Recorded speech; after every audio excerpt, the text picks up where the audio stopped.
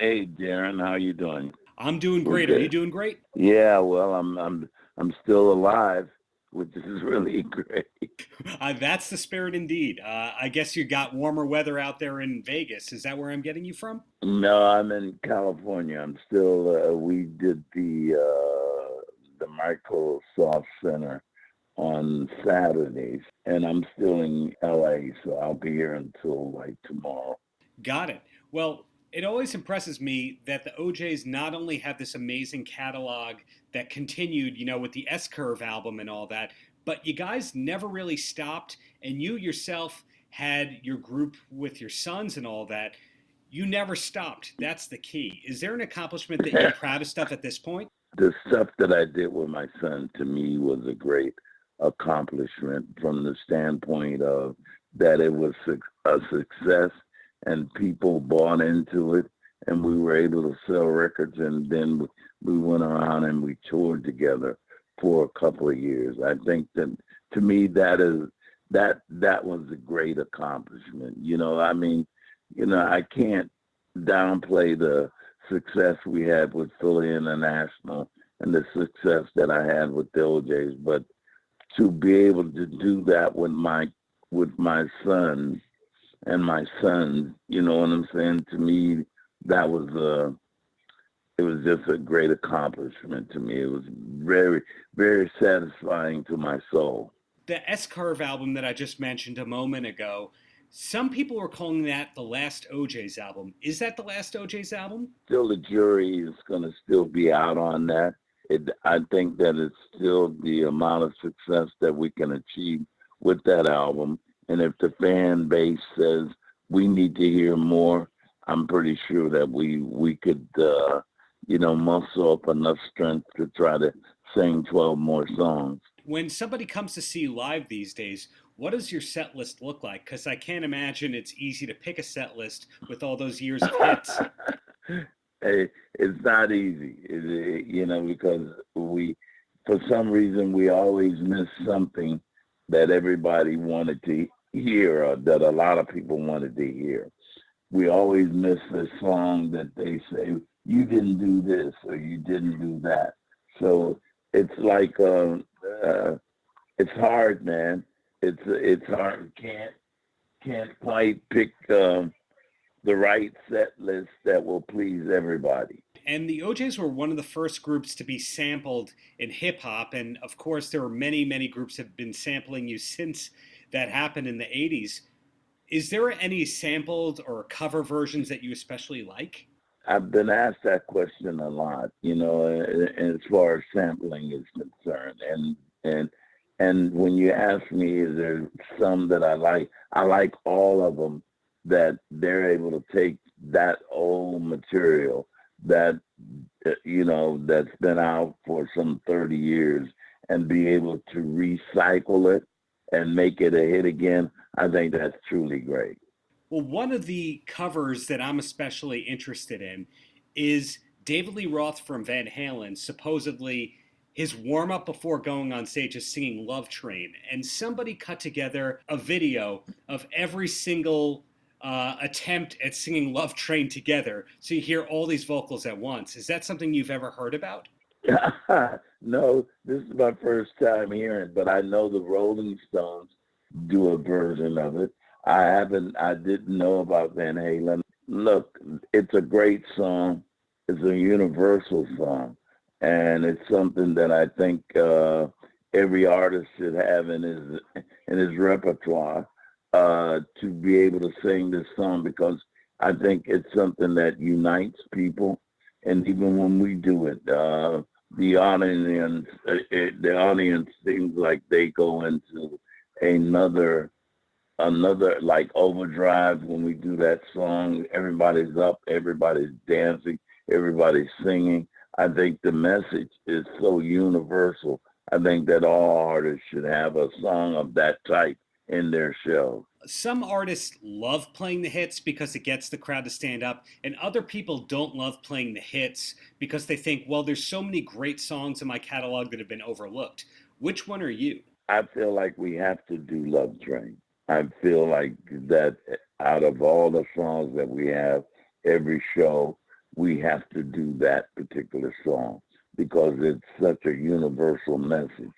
It's and the total message there is it's about love, and that's what we're liking in the world today. We need to keep preaching it.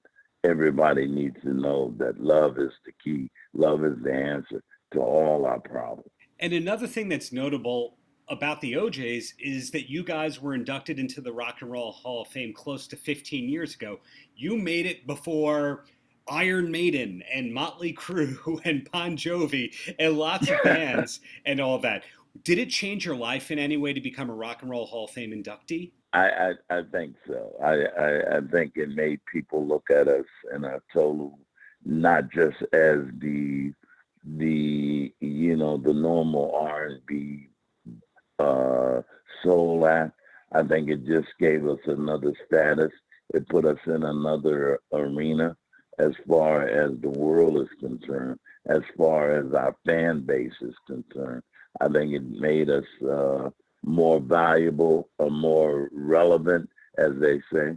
And notably, though, a lot of great R&B acts of all time, such as the Spinners, they're not in the Hall of Fame. Do you feel that that discredits the Rock and Roll Hall of Fame at all? I really think that they deserve to do that because of they deserve to be there too because of their body of work.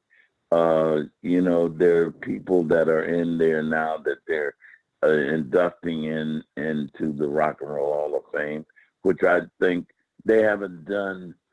Their body of work does not command them to be that, and being as who they are, I won't mention any names, but I just don't think that they're worthy of being called Rock and Roll Hall of Famers. There are people that need to be in there that have not even been considered yet, and the Spinners are one of them, and they deserve that.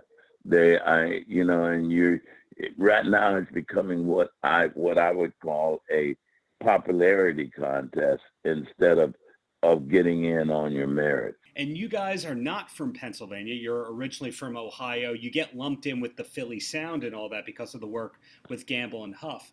And a lot of genres and all that, you can kind of peg down to scenes. Like if we talked about Seattle, we'd be talking about Pearl Jam and Nirvana and Soundgarden, even though those bands sounded nothing alike. And you could do that with Los Angeles bands and Southern rock bands and all that.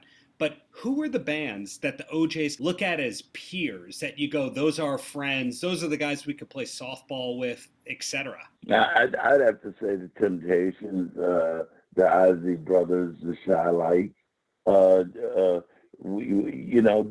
These guys, they're probably some of the people that we modeled our career as. Because when you look at it, the Ozzy Brothers are out of Ohio. You got Hank Ballard and the Midnighters out of Ohio. You got Roger Troutman out of Ohio. We've got there's a gang of people that's out of Ohio that Ohio probably the Ohio players. Heat Wave. A lot of guys that were in that group out of Ohio. You got Wild Cherry. You got it's quietly kept that the people who have really had a lot of influence in the rock and roll or the R&B market are out of Ohio. We carry a lot. It's just that we had to go other places to get our proper recognition. Devo is another band from Ohio. Was that a band that you ever crossed paths with at any point? Yeah, well, a lot of these guys, you see them in passing, but you don't get a chance to build a relationship because you're constantly on the move and you're on the road. But you know of each other, and you know that you're from the same area, and Ohio. That's the beginning of where rock and roll started. So bringing it back to you, is there anything that you haven't accomplished in your career that you're still hoping will happen? Well, we've been nominated for a Grammy Award and all of that. We've gotten it for our music, but we haven't gotten it for being the great group that we are. So there's still that ahead, and hopefully that happens, and Yes. hopefully we do see another OJ studio album. So, all that said, Eddie, any last words for the kids? Look, if you got a dream, just keep pursuing it because it all begins and ends with you. If you put in the work, you can get it done.